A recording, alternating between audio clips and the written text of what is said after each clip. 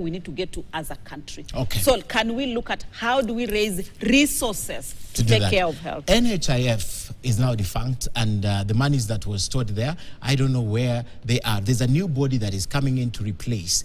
Are these doctors going to get their money? Is it going to be cross-transferred? Thank you. We have now gotten to what I wanted. The conversation of how do we raise money to take care of all the issues in the health sector. So what we have done, Ken Mejungu, is that due to the change in realignment from focusing on curative to preventive and promotive health care, we have had, and to achieve universal health coverage, we went ahead to change the laws. And in changing the laws, one of the things that we were struggling is how do we raise resources for healthcare?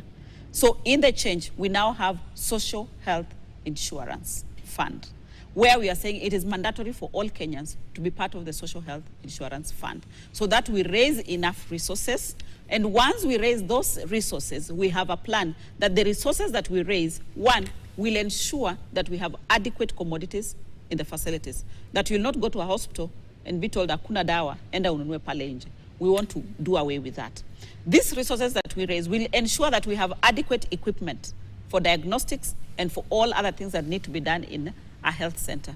These resources that we raise will ensure that we have adequate human resource for health, so that when an intern goes for internship, they are indeed an intern. They are not doing the work of the doctor. Because the hospitals are well resourced. Yes, at that time. the hospitals are well resourced. That is our intention, and that is why now we are transiting.